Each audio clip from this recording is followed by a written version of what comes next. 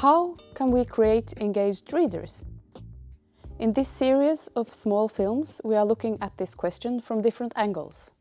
Today, why read? First, let me introduce myself. My name is Hanna Bovim Bugge, and I have a master in literature from the University in Oslo, and I've also worked as a literature advisor in the reading organization Books for Everyone since 2008. In Norwegian, the organization is called Leser søker bok.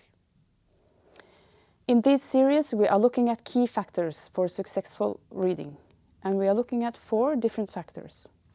The first one is inner motivation. Inner motivation to read. Why read? The second one is how important it actually will be to find the right book. The third one is the importance of easy accessibility to books. And the fourth is how important it can be to create reading activities. Today we are looking at the first one, inner motivation to read. Why read? And then I first want to ask you the question, why is reading literature important for you? Maybe you've reflected on this question a lot, or maybe you haven't. Maybe you are a teacher or a librarian and you're promoting a lot of books. But have you thought about why reading is important to you? And have you put it into words? I believe that when we try to make others become readers, we should also look into ourselves and ask why reading is important for us. Because if we manage to tell others why reading is important for us, this might inspire others to become readers as well. And it is shown through several different researchers. They have shown that inner motivation is a key factor for creating successful reading experiences and creating readers. Inner motivation, to feel inside you that you want to read, that's what we need to create to engage people into reading. We all know that informative texts are important. We need to learn to read informative texts because we live in a very text-based society today, and we need to learn to read. We need to read informative texts to understand instructions and important information. We need it to get educated, and we need it in our work. We often need to read to understand economics and to understand how to deal with our own health issues and health problems. We need it to help our children through their education and their activities. We need to read to be able to follow the news, to follow politics, and take part in our local community. Reading is part of democracy, a very important part. But why literature? Why is it important to read literature and not just informative texts? Well, let's look at some research. First of all, people who read literature become better readers in general. This creates a positive circle of reading and motivation to read.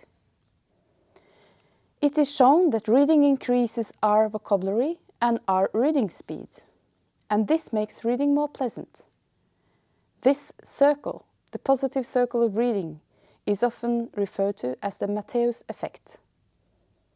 Consequently, to not read or not feel any joy when you read, or to read less, creates a negative circle where you don't read and then you don't increase your vocabulary or your reading speed, and you lose the joy of reading. So it seems to be very important to help people get into this positive circle. Something similar is also shown in this other research. And there it's shown that reading fiction and non-fiction literature for pleasure increases the joy of reading. And this again increases the ability to read. And this is reading for joy. The same effect is not seen in reading pedagogical literature. So we need to find the key to how we can enjoy reading and read for pleasure. Secondly, it's shown that reading can actually equalize social differences. For example, pupils who have parents with low education and low finances, but with a great commitment to reading, they get better results than pupils with the same home background, but with low reading motivation. Another research study also showed something similar, that the positive attitudes towards reading can make up for lack of access to books at home. Thirdly, reading can help us understand and express ourselves. Fiction has the ability to develop language for own experiences and expressing our thoughts and our feelings. We get a better understanding of ourselves, and we're better able to talk to others and ourselves about what our emotions and our reactions and our experience consists of. Fourthly, reading can actually help us understand others. For example, fiction has the ability to develop empathy among readers by creating a better understanding of other people's identities and values. Reading also helps us to opening up to other people's experiences that are not so easy accessible otherwise. Also, the American philosopher Martha Nussbaum, she talks a lot about how reading can help us develop our emotions and express our emotions through stories that we are told and through stories that we read. We start to understand feelings and emotions, and this helps us understand others as well. Understanding others is actually crucial. If we don't understand others, we cannot build a democracy together. So we need to read to understand other people and also to understand ourselves and build a community together with room for everyone. Number 5, reading actually develops our brain. A lot of researchers has looked at what actually happens in our brains when we read.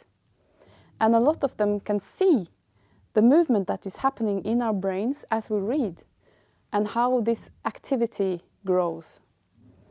For example, there's a researcher that has looked at what happens when we read poetry. Because we want to understand the poem and because we need to concentrate to understand the poem, we have to think and reflect on what we're reading. And this creates more energy in our brain. Actually, the energy that is created is the one that we lack when we are depressed. So reading can also help us have a better mental health. Number 6, reading is a cultural right. It's actually there in the Universal Declaration of Human Rights. We have the right to read and take part in the cultural experience that reading actually is. And culture is a very important part of being human. To take part in our culture, both the culture we grew up in and the culture that we're learning through others, is very important. Reading can also help us to educate ourselves. Lifelong reading is an important part of self-education and expanded knowledge.